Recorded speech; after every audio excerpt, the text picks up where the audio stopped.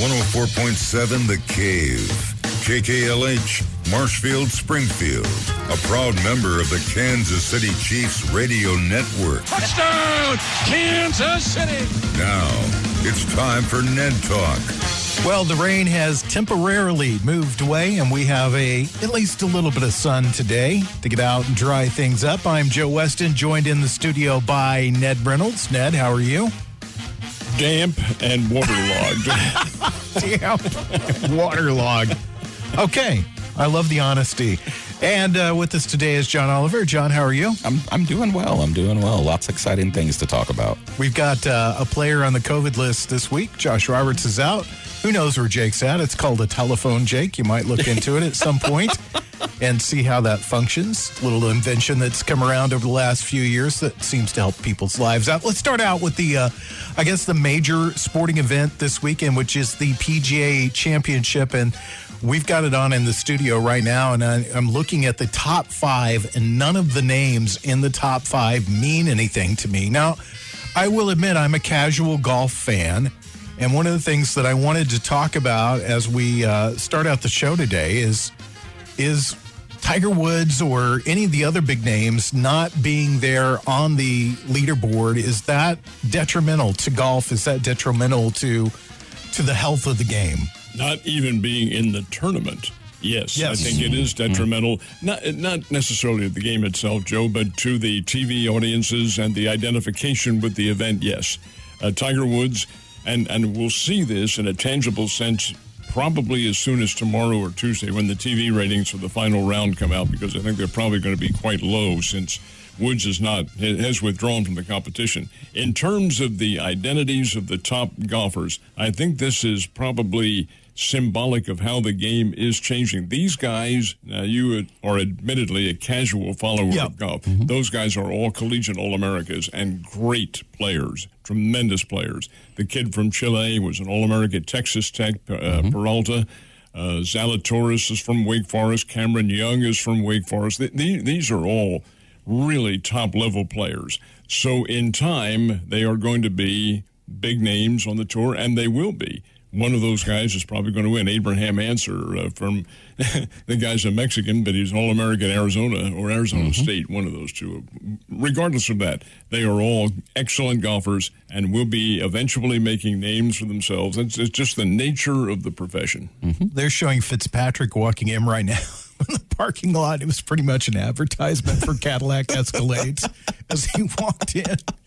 John, what about you? I mean, I think from knowing you as well as I do that golf is probably, you're just a casual golf fan too. Very casual. So, I mean, do you have any interest in watching today? I mean, I do. I love the game of golf, I'll say that. And, watching it on TV isn't the most enthralling thing. I know some people, I mean, it's relaxing. If I'm doing something in the background, I like having it on. And I enjoy watching the greats of the sport. I think golf has a few things working against it right now. Obviously, in this tournament with Woods withdrawing, that is a major draw. And as Ned said, we'll probably see that in the ratings. The last thing that really put golf back in the headlines is the feud between DeChambeau and Brooks Koepka. That isn't really even going on right now. So I think another thing that it doesn't get brought up enough is this Saudi tour is really hurting it. You've got guys like Sergio Garcia that when he hits a bad shot is like, I can't wait to be off this tour. You've got Phil Mickelson obviously just biding his time until he can play in that. I think they're going to lose a lot of talent to that, and I don't know that the PGA can prevent that from happening eventually. So it is a changing time. The neat thing about events like this is where someone can get established and then, start winning, win a major, and then kind of elevate themselves to somebody, that people will tune in and, not pay to see, but they're paying for something. Would you say that there's probably a bidding war going on right now if whatever white-collar prison gets Phil Mickelson to be on the golf team? Yes. No comment? More than likely, the Saudis are looking at him and beckoning and saying, come on. And Phil is an iconoclast. I don't care what you like him or not. The guy is not overwhelmingly popular. I have not read any of the book that's been released. I have not either. But it's an unauthorized biography. I am told from other individuals who have that he is responsible for betting as much as $40 million. I did see that. Yeah. That's a lot of money, gang. Yeah. Now, it is a lot of money. It was legally done, of course. If he's out in Vegas, he can do whatever he wants. That's beside the point. But I'm going to partially disagree with you, John, in terms of the effect of the Saudi tour. Yes, it is going to be there, and yes, the money is there. But these guys who are playing this game want the notoriety as well as the money. Is the notoriety going to be there? Does that Saudi tour have any kind of TV impact in any way like the PGA Tour does? And it isn't anywhere near as long, nor are the events as renowned as these are here. I think it'll take, if it ever is going to have an impact on the PGA, it would be in a great amount of time. I don't think it would be right away, and there might be some who leave, but I think the bulk stay here in this country. Gotcha. Yep. You're listening to Ned Talk, your local live sports talk show. I'm Joe Westen, Ned Reynolds, and John Oliver in the studio today. Let me ask you this, kind of a sidebar that comes up for all this. And you talked about Phil Mickelson. Obviously, I know both of you guys' opinions on Tiger Woods, and I don't think that's either here nor there for our conversation today. But does anybody in the golf world give you the warm, fuzzy feeling other than Fuzzy Zeller? He's not even on anymore. He's senior tour.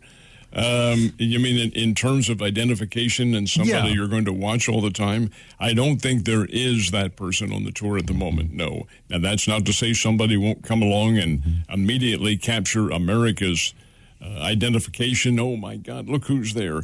Have to remember something about Woods. He's number one, a tremendous player in his time. He's not now, but he was in time. He appealed to the ethnic groups in the country, and that made a major difference in his identification. Yes, great player, and yes, somebody who's unique to what he was doing. That kind of person isn't there anymore, at least at the moment, in my opinion. What do you think, John? I'd agree with that. I mean, having, watched Tiger's career and, remembering the extreme hype back in the late 90s, early 2000s, what Tiger did for the sport is guys like Davis Love III and Sergio Garcia, they got name recognition because everybody was looking for the next Tiger Woods and who was going to be this foe that was going to try to upend him. You don't really have that right now. You don't have someone dominating and anybody really challenging the throne at this stage. When I watch golf, even the guys that are the big names, the names that come to mind when I think about the game right now, I don't think anybody gives me that feeling of, excitement. Like I want to pull for that guy. I want to pull against that guy. I mean, there was Arnold Palmer and Jack Nicklaus. And I think when they had their kind of rivalry, Arnold Palmer was seen as the good guy. Jack Nicklaus was seen as the bad guy. And you don't have that sort of rivalry in golf anymore. Basically, what you see is just a bunch of rich guys out walking around that are kind of, whether you it's true or not, but you kind of have this kind of perception that they seemed a little entitled and maybe out of touch. And then they're out there playing golf. So, I feel like pro golf has lost a little of its cachet for the average or the casual viewer. It's not every man's sport. No. That's exactly what's not at all. And that is, in fact, a knock against the game. The hackers get out there and they play, but yes, they are also, for the most part, country club players. And they are, or individuals. Not all. Many go to the public courses and all that. But we have some nice public courses here. Let me mention that. There is no question about that. We do. Heck, I used to play the game many, many years ago. I gave it up because too slow. But not like fast sports. Right. But the fact of the matter remains, it has that identification as one, and you made that's a good point, Joe, to the entitled. I played a lot in college, and one of the reasons why I played was it was very relaxing. It was great to play, and it was great to just get out and walk around with your buddies, have a good time. I know a lot of guys get involved in golf that are in music, which, we, of course, do that here part-time on 104.7 The Cave. Get out and play golf, and, it's a way for them to get away from prying eyes and dealing with people all the time, and then just get out and walk around and do something different for a change. But I think it's a little disappointing that golf hasn't capitalized on Tiger Woods. It is, and here's the problem with that. So it's hard to capitalize because the game, and I think, both of you kind of alluded to this, it's not accessible for lower income and for other countries necessarily. When you look at what it takes to play a round of golf today, you've got your cart rental. You have to have clubs, or you can rent them. Clubs are not cheap. I still have mine. I remember what I paid. And then the greens fees just for playing are very high. This is not something that an 8 to 5 person making minimum wage can really do. And there's not like you can't just go hit balls in a field and practice shooting, at holes and things like that. You look at baseball and football, you can find something that looks like a football. You can play football. Baseball, you see what happens in the Dominican, milk carton gloves, and you can find a ball, you can find a stick. Soccer, any ball, you can practice soccer. Golf, you've got to have the equipment, which just isn't cheap under any means, and it's hard to replicate the circumstances of the actual sport unless you're in a well-to-do area that has that sort of thing. I think one of the things that's probably working well for golf, though, right now is the proliferation of places like a place that advertises right here on the radio stations, Big Shot Golf. Absolutely, that people can get out and they don't have to play a round of golf, and it's almost in a sense. And look, this is not knocking anything, just almost a sense, kind of like making it a little bit like bowling. Is that, hey, it's a group sport. We can get out with a bunch of people. We can do this. We can have a good time. Nobody's worried about scores. Nobody's worried about how bad anybody is.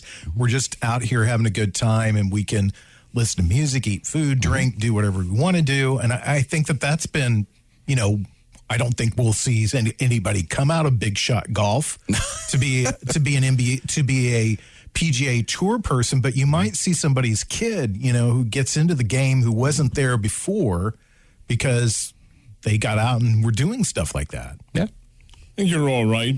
Your point's really well taken, though. Back when I was a kid growing up, admittedly, this is many, many decades ago, I was fascinated with baseball. I would take a baseball out in our backyard, small little area that it was, and throw pop-ups to myself. Exactly. That you could do. Or you could throw the ball against the concrete steps and field it and all that sort of thing. You can't do that in golf. Yeah, I couldn't get a golf club and drive in my neighborhood. My parents would have been sued recklessly. I mean, it's not something you can do in a small area with easy equipment. So you can't do it. You can't do it. It is not readily accessible. And the same can be said for some of the other sports, for instance, in hockey. But then that's why or not all, but many are from, if not all, from parts of the world that are cold, where the ice and the ponds are frozen over. You can go out there and get a makeshift puck and a makeshift stick and hit it back. And a biscuit, there you go. Just grab a biscuit off the table and slap it around. We used to play in the. My mom would get out these little, the plastic lids. Oh, that would go on something, and we would get in our socks and we would play in the kitchen. My dad was all about creating games in the house. Oh, He nice! created all these games that we could play in the backyard or the house, whether it was just one or two of us. And he was almost genius for coming up with these games that we play. In my house, it was always okay to throw a ball, just not hit my mom's clock. That was the big deal. Just don't hit that clock. Everything else is going to be okay. I'm going to tell you one. In my case, growing up, it's an old style New Jersey home that we were raised in. I have two brothers, and my younger brother and I identified very much in athletics. We played basketball inside. The goal was the sill over top of the door. Oh. You had to put the tennis ball in there, and the backboard, of course, was the wall. And it was great fun until you started to knock the plaster loose in the wall, and that didn't go over very well. I think one of the greatest inventions in the world was the Nerf basketball goal, the original one that first came out. And we would play in the laundry room, which at my parents' house was not very big. It's probably, I would say it's probably 8x8 room with a washer dryer in it and a water heater. And my dad was quite tall. not average height, 6'2", and we would play all the time in there, and it would get rough. There would be people banging against the door and all this sort of stuff, but we were all about doing stuff like that, and I think that goes to popularity of sports and why certain sports are kind of declining in popularity and other sports are going up in popularity, and how well the major sports do in getting people interested in that sport, especially at lower levels and younger levels with kids. I think the NBA and basketball has done an extremely good job of getting youth involved in that sport. And again, it's a fairly easy sport. You really need a ball. Basketball goals are around everywhere. I think the sport that's probably done the worst at it is baseball, because it's now become almost a golf situation with baseball. Yeah. In a sense, you have to have the field, but again, you do have the implements. Baseball doesn't necessarily have to be, heck, we used to take out of the core of the baseball when the cover was coming off and wrap tire tape around it. Oh, yeah. There's always something that you can use, and you can throw it up in the air and so forth and so on. Yeah, as far as the playing of the game, it does take some level of organization and some room to do it in. But in regards to playing it amongst yourselves and throwing and having a catch with somebody, oh yeah, it's quite prevalent that you can do that. It just isn't appealing anymore. Well, when we come back, we'll talk a little bit about what's going on in Major League Baseball, try to catch up on the Chiefs. It's Ned Talk, your local live sports talk show, 104.7 The Cave.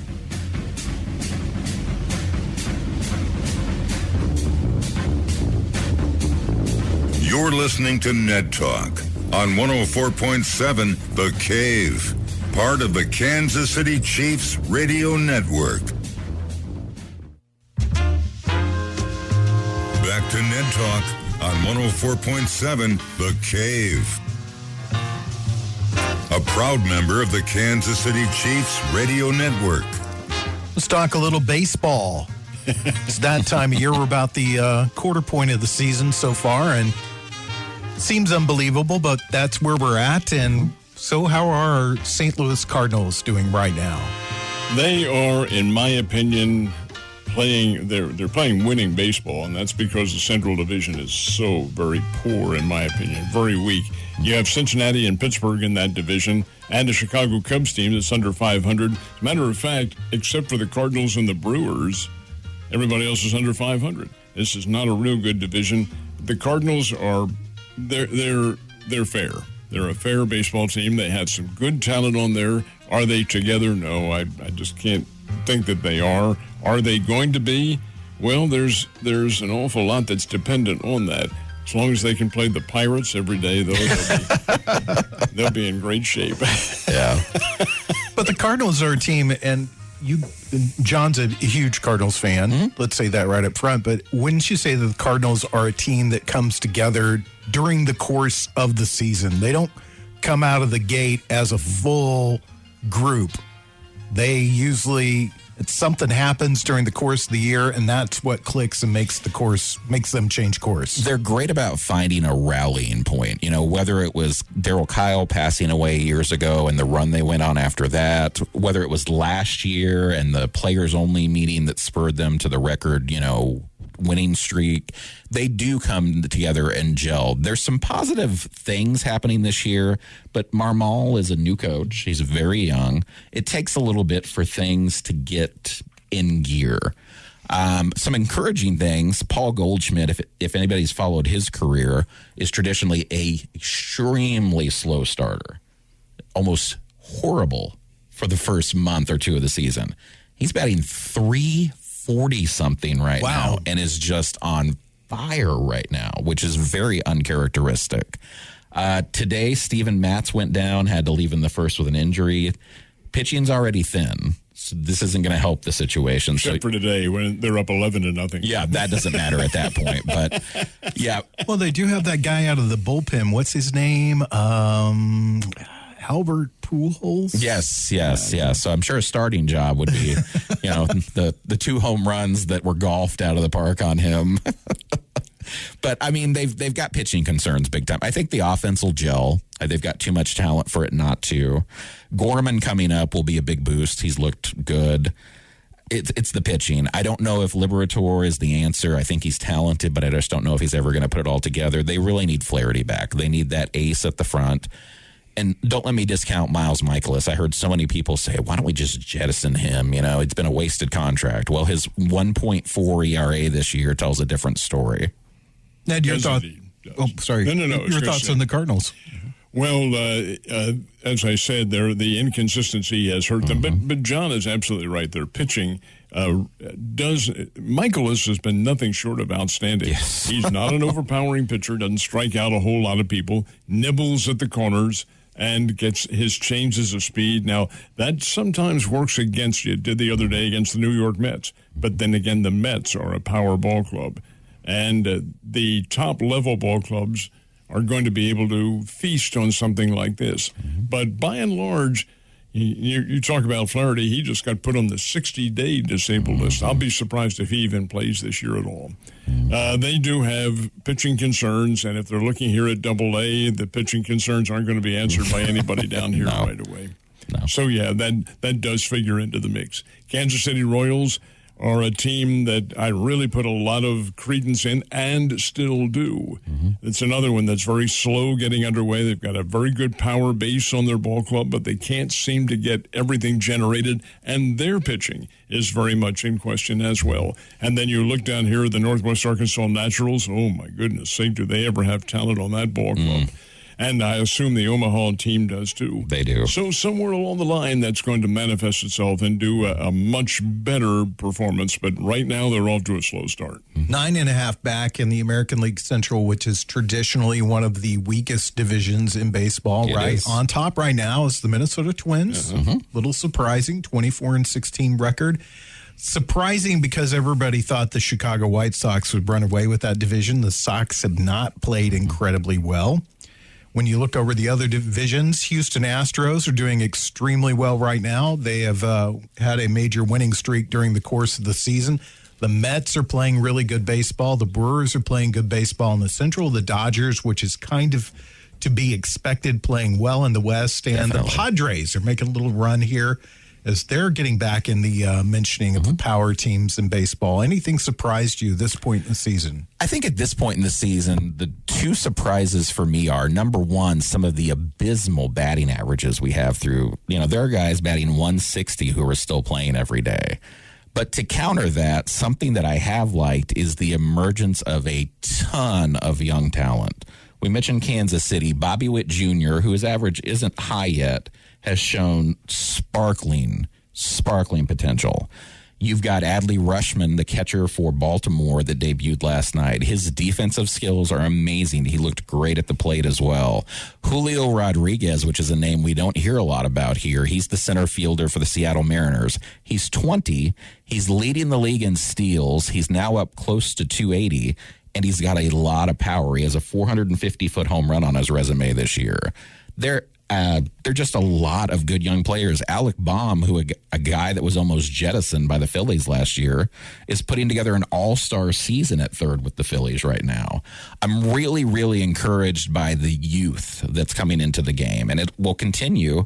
A lot of these prospects are running out of places to play as they tear up minor league pitching, and you're just going to continue to see this infusion. I think the future is bright. It reminds me a lot of the NBA a couple of years ago with the youth movement that came in.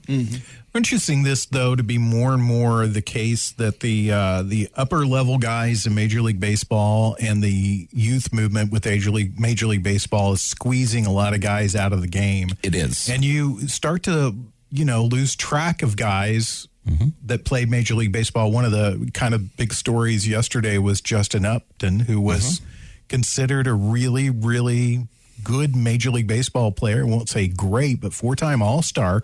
He's been out of a job, and he got signed yesterday by the Mariners. He's 34, and we're talking about him being out of a job. Yeah, he's 34 years old, and so we're seeing a lot of mid-level guys being squeezed out of the game. Well, yes, and that's partially by design because of the financial circumstances involved, but by the same token, It's a game of fluctuating rosters. It's always going to be that. You don't have, Joe, you have to understand, this has changed so much since the early 1970s. Before free agency, you had a set team. You want to play, you're going to play for that team. That doesn't exist anymore. You have players right and left going almost like a transfer portal in a way in professional sports. And as long as that continues to be the case, and it will forever, I assume, and then you're going to have circumstances in which you'll see the ownership saying, okay, what have you done for me lately? Sorry about that.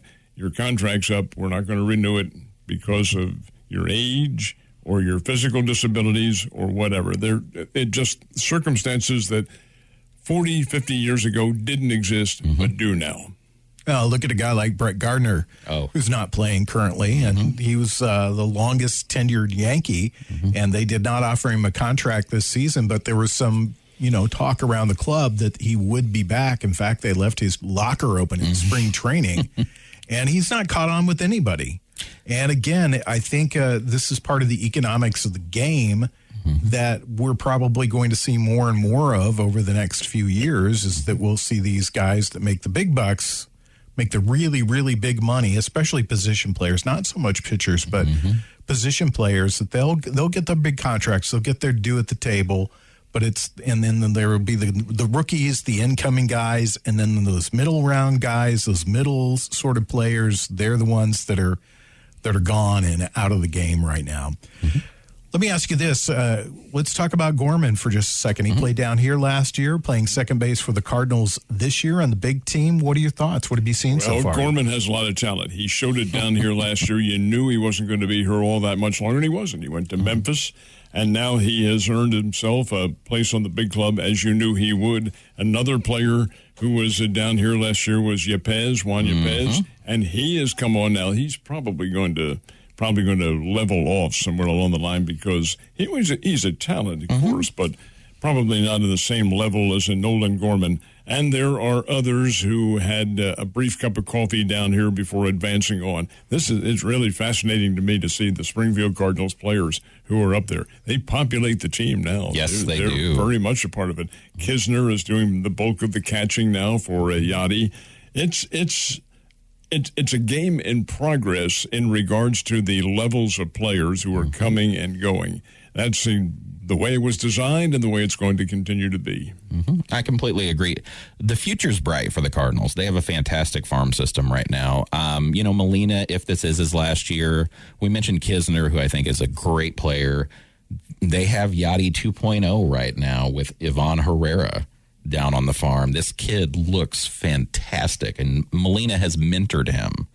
And then you've got guys like Gorman. Gorman coming up, he was completely blocked. He's a third baseman by trade. Obviously, we have a third baseman. You might know him. So for him to make a position switch to second and adapt as quickly. It reminds me, and Ned, you'll remember this. I don't know if most casual fans will. It's almost when they asked Skip Schumacher, because they wanted him in the lineup, to learn to play second base, and he did it on the fly. On the fly. Yep. Gorman's done the same thing. He's drawn rave reviews from Jose Oquendo, which if you get a defensive compliment from him, you're doing something right. He's patient, he's mature, and his power has the potential to be epic. Absolutely here. I fully agree. We saw him here last year, as we mentioned. And, yeah, his defensive abilities. Tell you another one who has another former Springfield Cardinal whose defense was so outstanding when he was down here, and it's manifested itself in the majors, is Bader. Oh, absolutely. Bader. Game changer in center field. Absolutely. We'll be back in a minute. We'll talk a little bit about additions and subtractions with the Kansas City Chiefs. 104.7 The Cave. You're listening to Ned Talk on 104.7 The Cave, part of the Kansas City Chiefs Radio Network. Back to Ned Talk on 104.7 The Cave. A proud member of the Kansas City Chiefs Radio Network. Moving ever closer to a Kansas City Chiefs football season. As they had OTAs this last week with a lot of the rookies coming into the camp and doing their thing. And I teased before we went into the break about additions and subtractions, mainly a subtraction this week. Melvin Ingram signed with the Finns, so he is no longer a Kansas City Chiefs player. So I know everybody loved his energy, what he brought to the Chiefs. You saw a big turnaround in their defense when he came to the team. The Chiefs made an offer to him, but he did not stay. He is gone now. So what did the Chiefs do? Well, they get compensation for him. That was one of the perks of the contract offer that they made to him. I really think, though, they had the feeling he was going to return. But Miami has scooped him up, and he'll do a good job for them. Will they miss him? You bet your life they will. He was a big help. Now, keep in mind, he was only with the Chiefs half a season. That was it. No more. But, yes, he allowed – the reason he helped him so much was he allowed Chris Jones to go back to his normal position again, and he could fill this. Now, Ingram had his share of sacks, and I remember the one play that sticks out in my mind, a game against Denver when he forced that fumble, and Bolton took it all the way for a touchdown. That was a game breaker right there. So, yes, he was effective, but he's also 33 years old. And so are you going to wail and cry and gnash your teeth and so forth? No, because there are people coming in who will in time, maybe not right away, but will in time be able to fill this position. That's the nature of pro football and the nature of the talent that you have coming in. It's an influx of really top-level college players and free agents. The Chiefs could very well go out and sign another free agent somewhere along the line, although they're free agents for a reason. But the fact remains, they'll miss him to some extent, but I'm quite sure that the Chiefs will be able to fill that position with a capable player. Looks like they've got on the depth chart, according to ESPN website, they have George Karlaftis in that number one spot for the team.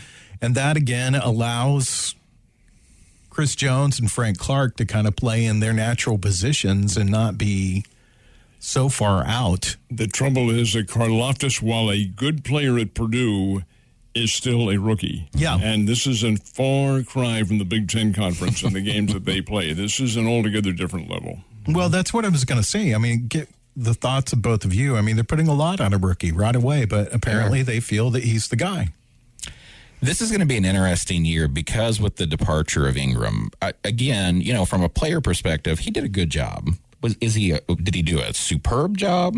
Not really, but he did from an energy perspective. He changed the look of that defense at the right time. So it will hurt. You've got a couple of young guys this year that it's time to step up, become leaders. Nick Bolton is a guy I would look to replace that energy. He is a absolute fantastic player on the defense. Another guy that I've mentioned before that I think is underrated and can become that vocal leader is Juan Thornhill. It's time for him to show and make good on that potential. It's not a bad thing to have all these rookies, Joe, because they're really hungry and they can energize a clubhouse, one that's gone through the motions. So, guys coming in like Karlaftis, guys coming in like Sky Moore, they can do a lot to energize. And I know from OTAs, the reports coming in on Moore are sterling. They like him a lot. So I hope some of these players step up into the leadership roles they need to. You don't have Matthew this year. You don't have Ingram. That's going to hurt. So you need some of the guys to step up and fill those spots. Ned, what do you think? You mentioned Sky Moore coming in. He'll, of course, be on the offensive side. And I don't care what you say. He is a good player. He does come from Western Michigan, I believe it is, the Mid-America Conference. His level of competition, while it was Division I, was not upper-level Division I. It's more of a mid, I hesitate to call it mid-major one, but over and above that, that's really what the MAC is. He's not Tyreek Hill. Oh, no. Nobody is going to be Tyreek Hill. No. And the Chiefs will miss him. Now, can you compensate for it? Of course you can. That's why you have the athletic nature of these individuals coming in. That's who they are. But in terms of replacing that individual, no, the Chiefs are going to have to come up with different formulas.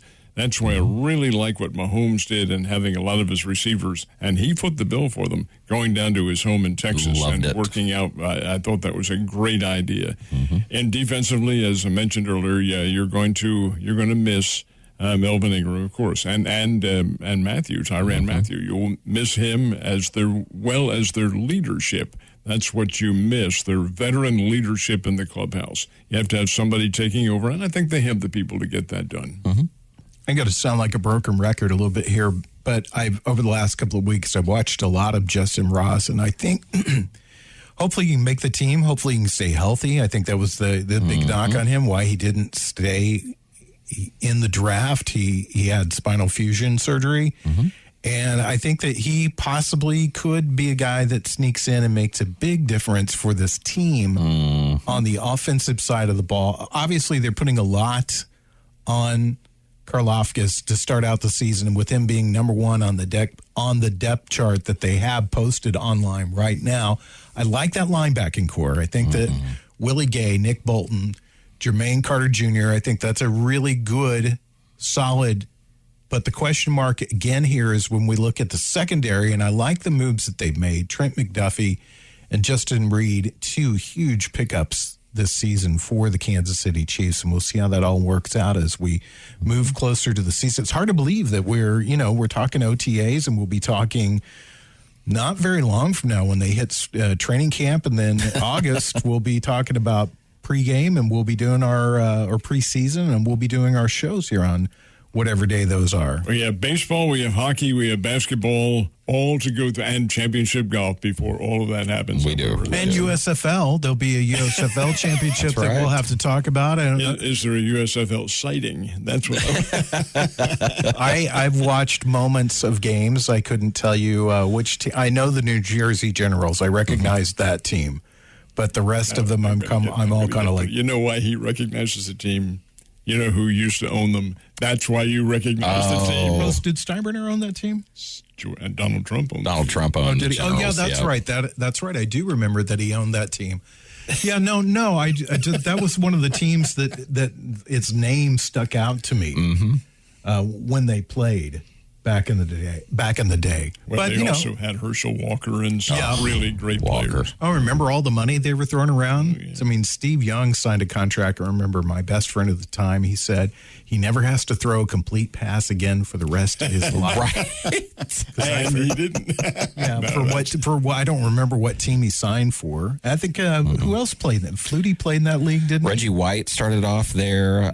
Jim Kelly. Jim Kelly. Jim Kelly was in there. I mean, those lineups were absolutely stacked. And they were throwing around some big money to try to get guys away from the NFL. And I just don't think we'll ever see that as far as the startup league ever come around again. And you Joe, just to that end, they also had big crowds at the game. Yes, they did. The Generals, it was not at all uncommon for them to have 55, 60,000 people. And again, when you have that appeal of the big names, there was a bidding war going on, and there was some thought that this league might make it. Eventually, it did not. It ran out of money, but that's what's going to happen, in my opinion, to all of them that try an off-season league. It just doesn't resonate. All right. Well, that's our thoughts in the USFL. I know everybody was riveted to the radio wanting to hear that. When we come back, we'll talk about what we're watching this afternoon. It's Ned Talk on 104.7 The Cave.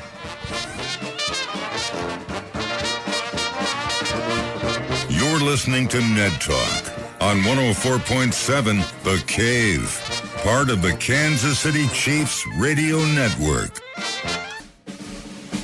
Back to Ned Talk on 104.7 The Cave, a proud member of the Kansas City Chiefs radio network. Cloudy today with a no chance of rain, so that's good. Some sun, 64 for a high, overnight low right around 44, and then tomorrow sunny and in the 60s. The rain rolls back around on Tuesday, and that brings us to how we wrap up our show every week. We talk about what we're going to watch on TV this afternoon, Sunday being, of course, the big sporting day. Ned, are you going to go home, slip off the shoes, lay on the couch, and watch some golf? Zero. I've got some trimming to do because it is going to be not raining outside, so I'm going to trim around a little bit. And then there's a function going on tonight over at the Plaster Sports Complex that I'm going to attend. It's a meet Bobby Petrino and meet the Bears and so forth and so on. Oh, really? That's pretty exciting. Why didn't we get invited?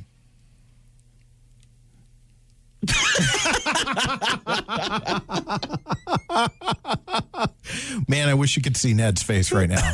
I wish you could. There's a lot of things I know that are going through his mind that he wants to say, but he's not going to say because he's a professional broadcaster. That's right. He doesn't want to go out. Silence is golden. Yes. Are you afraid that we would embarrass you? No. I don't think that's the concern. No.